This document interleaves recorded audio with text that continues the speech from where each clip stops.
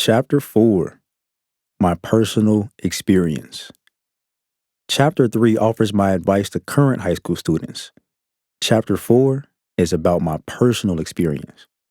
I am proud to be a graduate of Mount Healthy High School in Cincinnati, Ohio. My father taught me this, as he proudly represents his alma mater of Withrow High School. This is the same for most other graduates from his school, as they are a tight-knit group that supports where they came from. They might literally bleed orange, which is their school color and motto. This strong foundational support is the vision I have for high schools around the nation, as students need to see more positive examples of those who look like them, especially those who walk the same streets and hallways as them. When I was in high school, I only liked school for the social component, as I felt like sitting in most classes was meaningless. Thankfully, I was excellent at math and memorization. I could get an A on any test without studying. This allowed me to do my homework easily and quickly during school hours. Since I achieved honor roll every year, my grades were never an issue. My boredom in class led to my decision to be a class clown, and sometimes it would get me in trouble.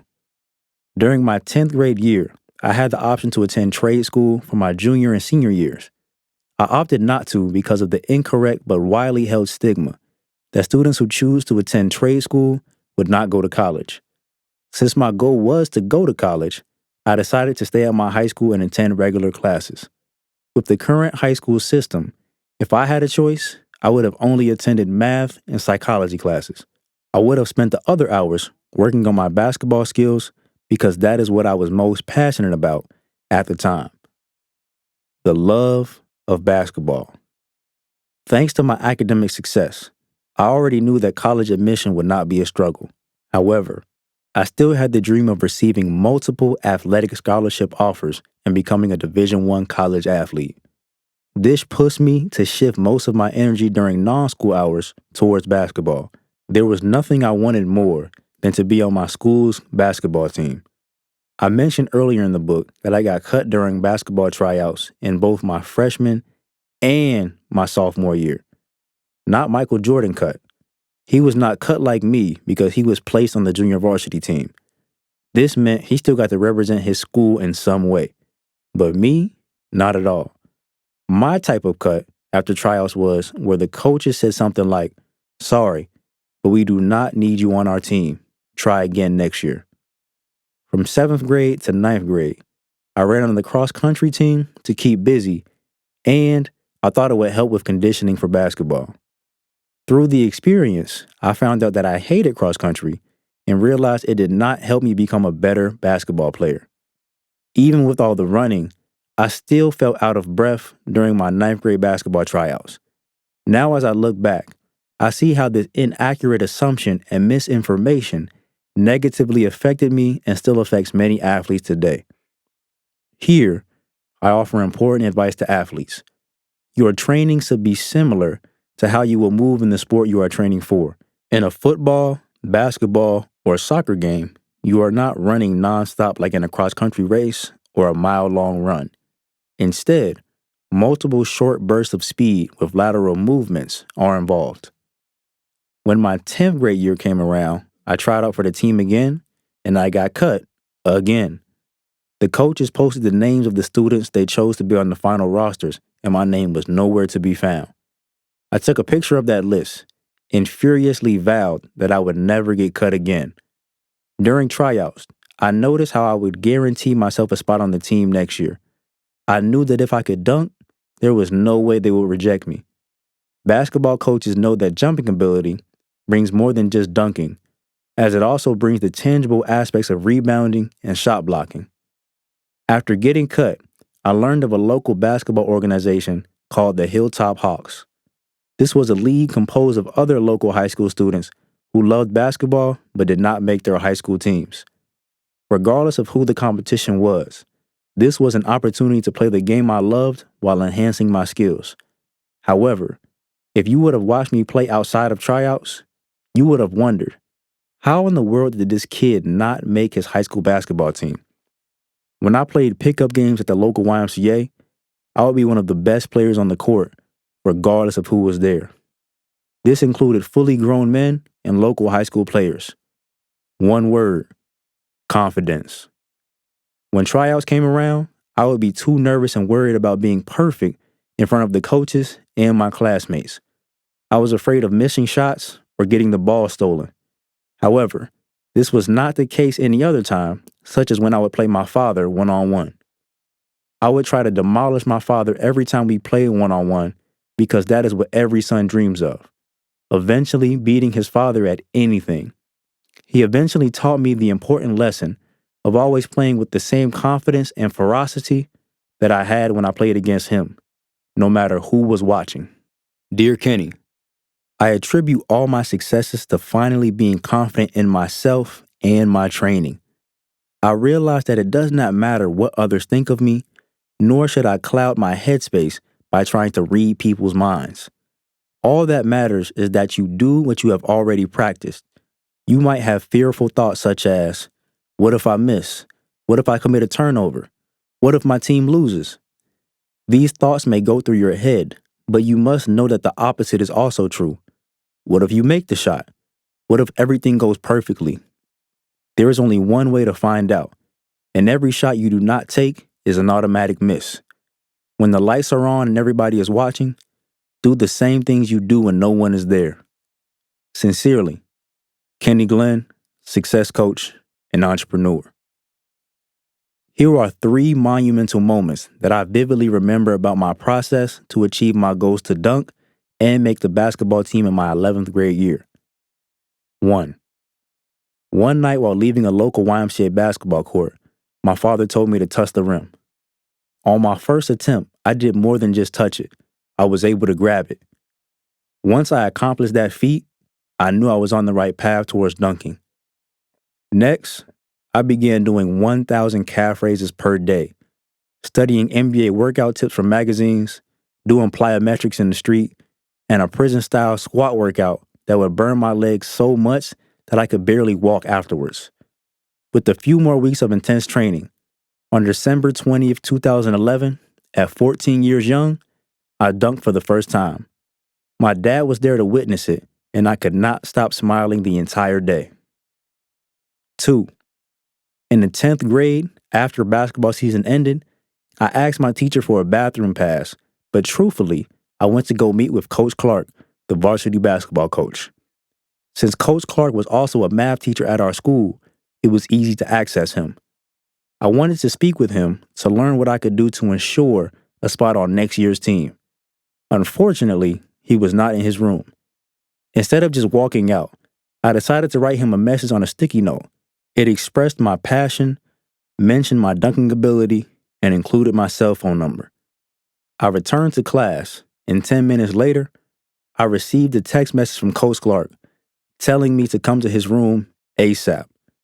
I do not remember if I asked to go to the bathroom again or if I just walked out, but at that moment, I did not fear any consequences because I knew how important this meeting would be and how badly I wanted to be on the team. During our meeting, Coach Clark noticed my growth spurt, and he told me that I could accompany the team for scrimmages at local high schools and summer open gyms. I was already practicing at the YMCA every day, but this was a major step towards achieving my goal. 3. On the last day of my 10th grade year, we had a scheduled school-wide pep rally to celebrate the academic year. Since I was so intently focused on basketball, in my mind there was nothing to celebrate. I told my neighbor and brother, Joseph Abrams, that instead of going to the pep rally, I would much rather use the extra time to go play basketball. He agreed to come with me if I chose to do so.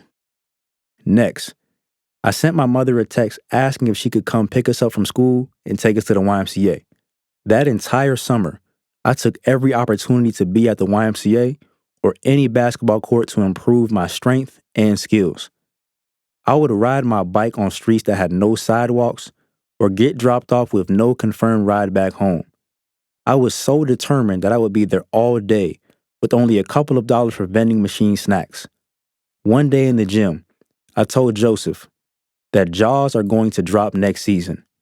I knew that our classmates and coaches were not going to believe how much better I had become, nor would they be able to fathom my new level of confidence or my jumping ability. Dear Kenny, before you can be truly great at anything, you must do it over and over and over again. It is as simple as that. Repetition is what builds muscle memory, mental fortitude, and confidence. Can you pour a cup of water? How do you know? Because you have done it thousands of times. It does not matter if you had to pour a cup of water in your house at midnight or in the middle of a graduation ceremony with thousands of people staring at you. Use my story as an example to increase your focus and determination to achieve whatever you truly desire. Have confidence and the guts to do what it takes. The time is going to pass anyway. You might as well use it to your benefit. Sincerely, Kenny Glenn, success coach and entrepreneur. My 11th grade year came around, and of course, I made the basketball team because I had practiced with them during the summer. That was when I noticed that varsity tryouts were a joke.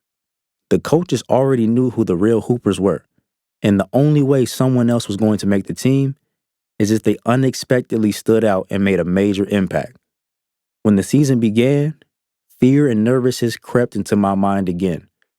Transitioning from the Hilltop League and YMCA pickup games to high school varsity games with referees and roaring crowds was not easy. Now the whole school was coming to see me play, and it felt like the game was moving lightning fast. There were many times when I was afraid of making a mistake that would lead to my coach taking me out of the game. I would also worry about what my classmates in the stands would think and if they would laugh at me.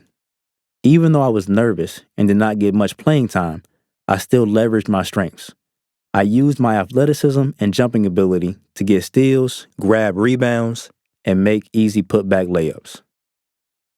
Dear Kenny, once I made the basketball team, everyone at school knew my name, and certain girls started to give me more attention. Funny thing is, they were the same girls that I tried to talk to before achieving a spot on the basketball team. They rejected my attention until others started to give it to me. I used to be upset at this reality, but now I realize it is just human nature. But even with this new fame and attention, remember to stay focused on your goals. Attention is an inevitable byproduct of the work that you put in. Be great and be grateful. Be great by repeatedly giving everyone positive reasons to keep watching you. Knowing that you can lose it all in the blink of an eye, be grateful. Sincerely, Kenny Glenn, success coach and entrepreneur. I mentioned in the failure section of the introduction that I embarrassingly missed my first in-game dunk attempt during my junior year. This occurred on my home court on my father's birthday while he was watching in the stands. In this specific game, I got the most playing time I had ever gotten.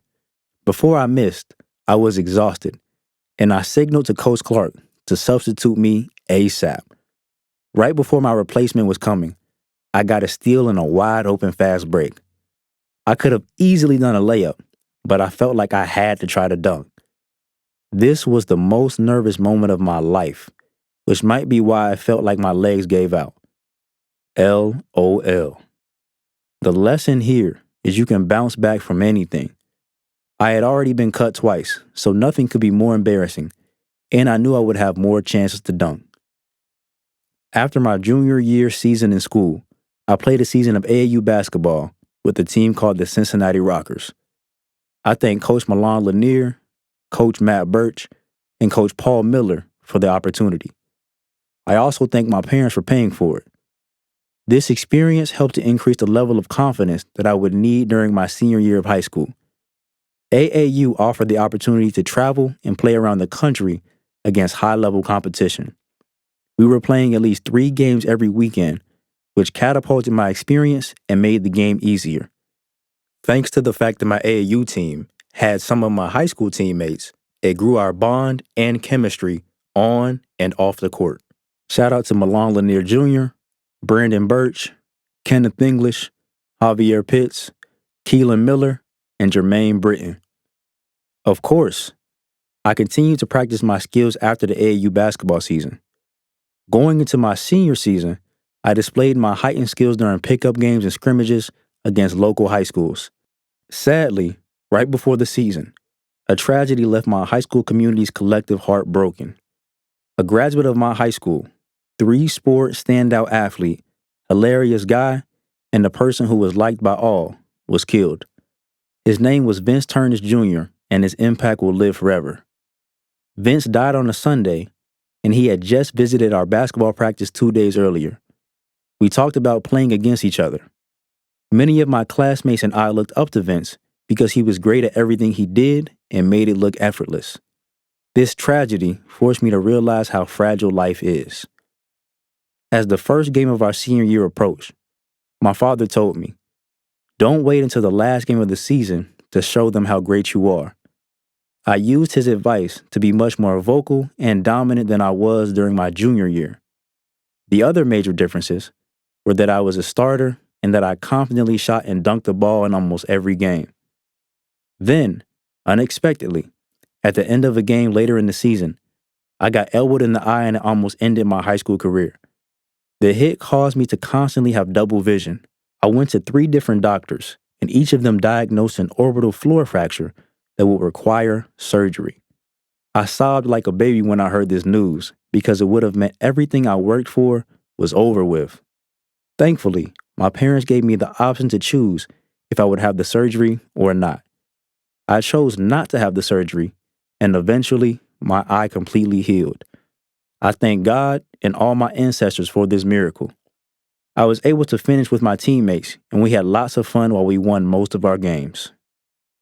Dear Kenny, fear of failure and fear of criticism are what stop most people from achieving their goals and being their true selves. No one is perfect at everything they do. Even if it seems as if they are perfect, they had to work and fail so they could achieve what looks like perfection. I will use Kobe Bryant for example. He is a Naismith Memorial Basketball Hall of Famer who won 5 NBA championships, and he is the 4th highest scorer of all time in the NBA. But guess what? He has also missed more shots than anyone else. Regardless of the result, he kept on shooting his way to becoming one of the greatest basketball players ever. The lesson here is to shoot your shot. Go after that goal. Talk to that person to whom you are attracted. Apply to that job or college, or move to a new city or state. The worst that could happen is that you get rejected. No one likes rejection, but it is also part of life and something that everyone experiences. Be thankful for every no, every rejection, and every failed attempt. I promise you will learn from each of them. I understand that you may be afraid, but this is where courage is necessary. Courage is the act of doing something, even though you are afraid. The most famous quote from Dr. Eric Thomas, aka the hip hop preacher, is, "When you want to succeed as bad as you want to breathe, then you'll be successful." When I got cut from the high school basketball team for the second time, I listened to this specific YouTube video every single day while I worked to make sure I never got cut again. When you truly want something, you can't just kind of want it or give half of your effort. Sincerely, Kenny Glenn, success coach and entrepreneur. College student? In this section, I will explain my pursuit of becoming a college student, whether I'll become a college athlete or not. After graduating high school in 2014, I knew that the best choice for me, with or without athletics, was to attend college. Growing up, I saw that those around me, who were celebrated by others and seemed to be enjoying life to the fullest, either were in college or had graduated from college. One day, my mother straight up told me that she and my father could not afford to fully pay for my college aspirations. This is when I realized that I was completely unaware of the reality of economics and our family's financial standing. It was my perception that we had enough money to pay for anything. I saw my parents go to work every day. We ate 3 meals with snacks. All the bills were paid, and we owned 4 cars. My mother then explained to me the importance of scholarships and how the college I chose would be a financial decision. The money I received to attend certain schools would depend on my GPA, my ACT score, my admission essay, and the collective finances of my parents. My GPA was 3.8, but after 3 attempts, my highest ACT score was only 22. That score was fine by me because I struggled with that test due to the pressure associated with it, along with sitting in a classroom for half of the day. Dear Kenny, it is important that a student knows as early as middle school about the finances of their household. Understand that a salary or hourly wage is just the top. Take into consideration that they must pay bills and taxes. Then, whatever money is left will pay for food, transportation, vacations, education, amusement, and entertainment. With this understanding, you will now be able to broaden your view of the world and the financial responsibilities of maintaining a household. This information will help you determine what type of lifestyle you want to eventually live.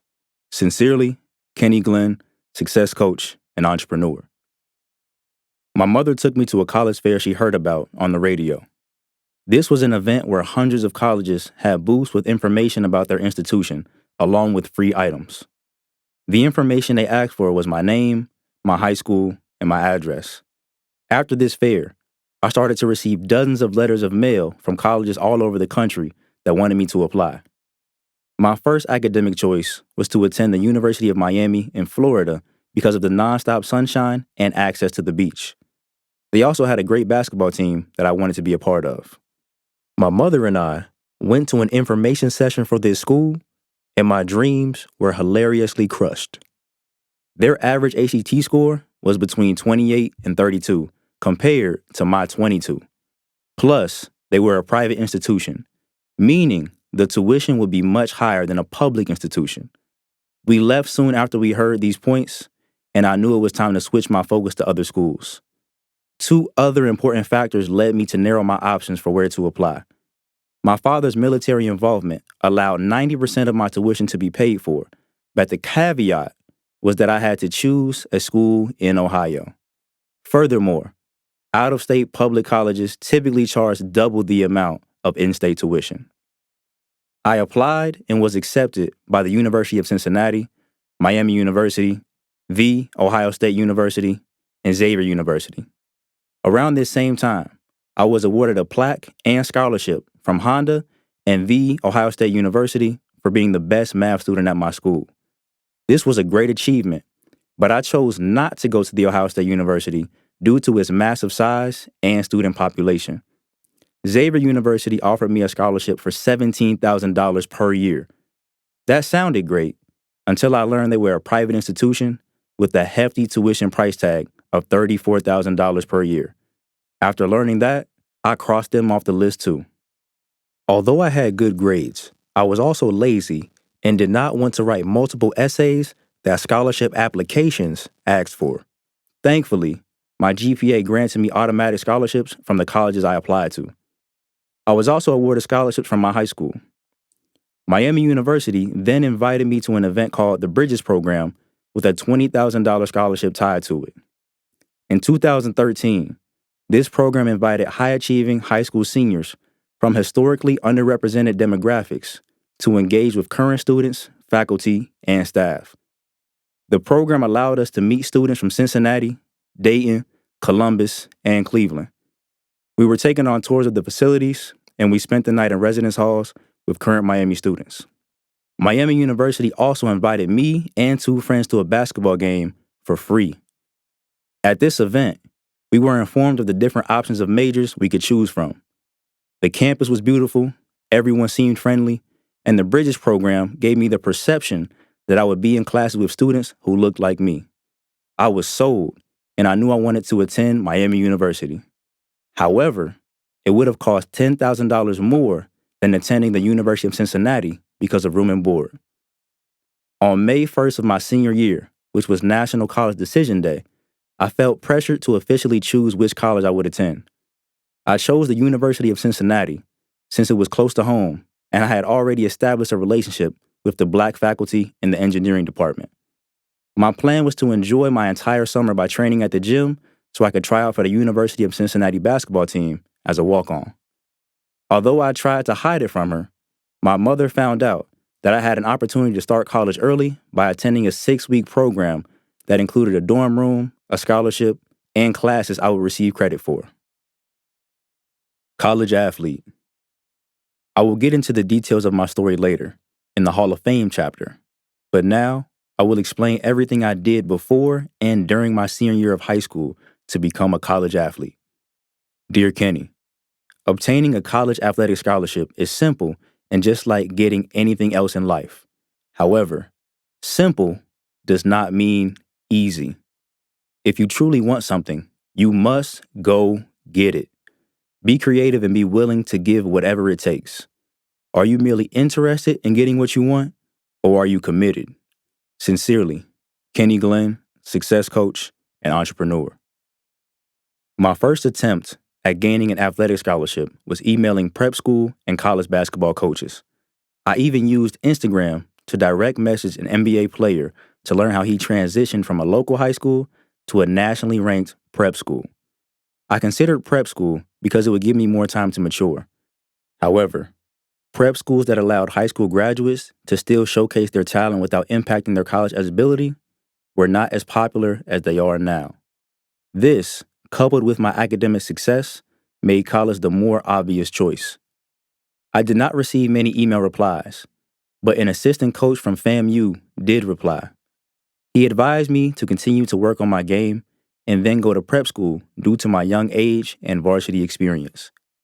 Even with all the work I put in and the great senior season I had, I did not have the type of statistics or popularity that would bring me attention or scholarship offers from coaches.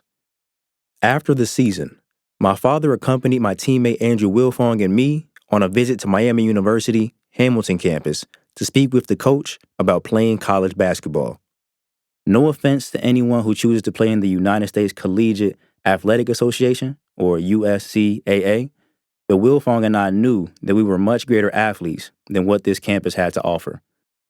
After the visit, I figured I would just choose a college at the NCAA Division I level where my academics would get me accepted, and then I would try to join this basketball team as a walk-on. As I stated in the previous section, the original plan was to do this at the University of Cincinnati. Next, I shifted my mind to do what most other male high school students were thinking about: graduation, girls, and taking advantage of my new driver's license. With my license also came my mother's former car, a 2005 Honda Accord. That was my baby. At least it was until my college teammate crashed into me and totaled it. But that is another story. In order to have money to put gas in the car, I had to find a job. I became a cashier at Sears. I also wanted to use that money to go on dates with my girlfriend. Around this same time, I considered running track because the head coach, Ken Mybers, noticed my jumping ability and asked me to come high jump. During my 9th grade year, I performed the high jump for 2 meets, but soon quit the team because I was terrible. But as I explained earlier, my insane work ethic completely changed that. With these thoughts in my head, I told my mom I was considering not doing track so I could focus on making money. This is an example of the short-term thinking that teenagers and even some adults have. Thankfully, my mother is a wise woman who thinks both short-term and long-term. She explained that since it was my senior year, I had nothing to lose and everything to gain by competing in track. She also pointed out that I had my whole life to work a job, but high school was coming to an end soon. Her words made sense. So I opted to listen to her advice by staying on the track team while keeping my job but working less. After school, I would drive to track practice. Then, some days after practice, I would drive to work. The original plan was to only compete in the high jump, but then I became attracted to the long jump because of the sand.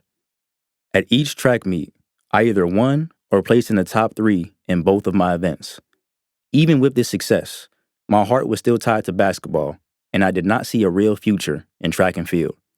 However, during the regional track meet, which is the last meet before the state championships, I gained unsolicited attention from a college coach, Jeff Hill, the coach at Thomas More University in Crestview Hills, Kentucky. Coach Hill was also an alum of my high school, and he held the long jump record I was trying to beat.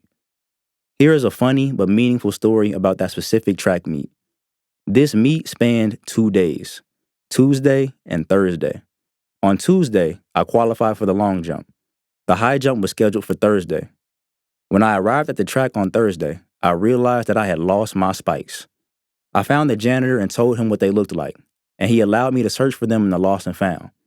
I could not find them, but I did see a different pair of jump spikes that were exactly my size. I told my teammate, David Montgomery, who was now the star NFL running back for the Chicago Bears, what the spikes looked like and what to tell the janitor.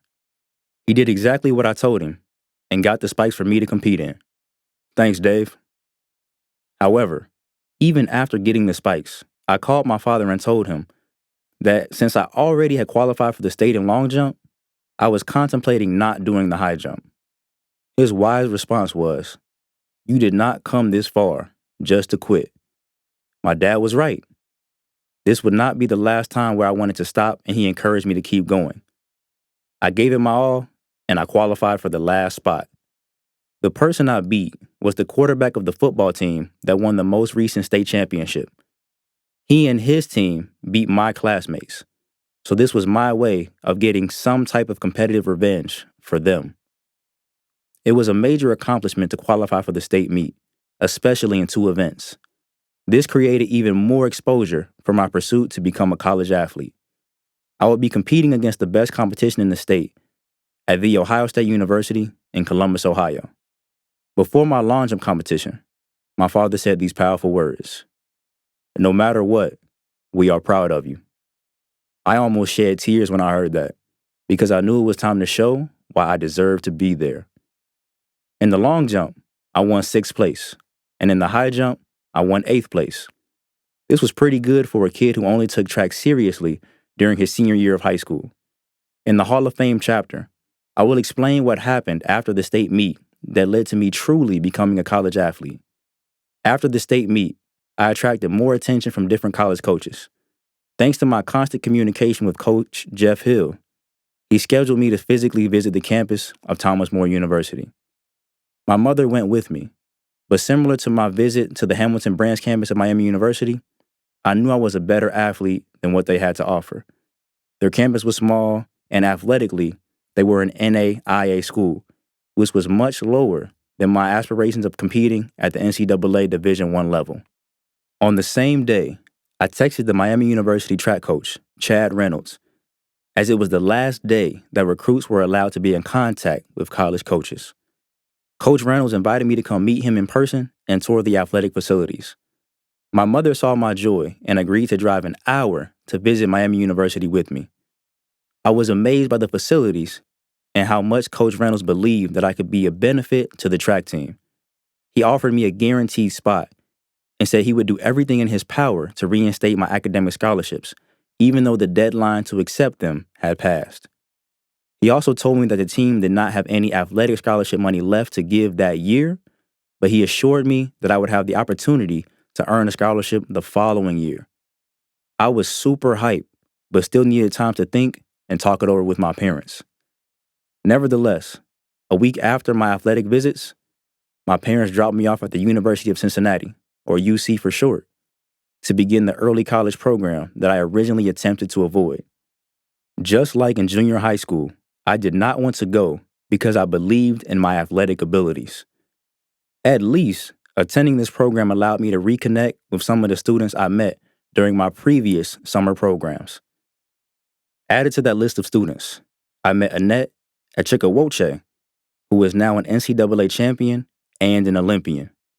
Annette kindly gave me the contact information for her coach so I could speak with him about joining their team.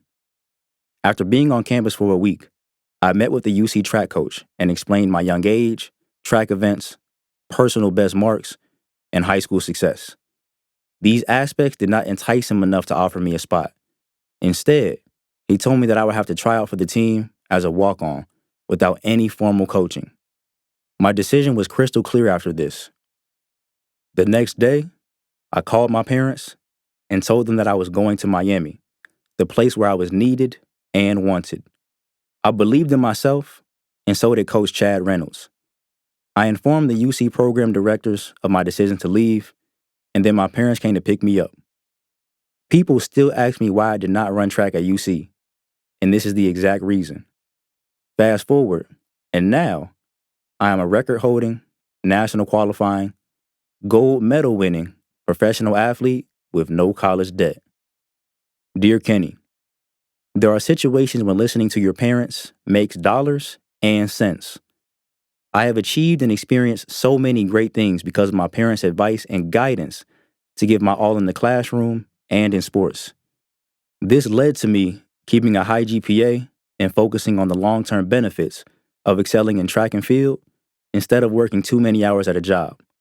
I sacrificed the short-term money, or $800 checks, to get the long-term money, college scholarships worth $80,000. GPA equals dollars. Your GPA is comparable to a credit score as it determines how much money you can earn to pay for college and even put directly into your bank account. Think about it like this. Would a college or scholarship committee rather give $20,000 to a student with a 3.8 GPA or a student with a 2.8 GPA? Yes, there are other factors, but your GPA carries the most weight. Believe in yourself, no matter your age. I was 16 during the entire journey of becoming a college athlete. My parents did not agree with every decision I made, yet they still supported me because they saw my passion and ability to figure anything out. Sincerely, Kenny Glenn, success coach and entrepreneur.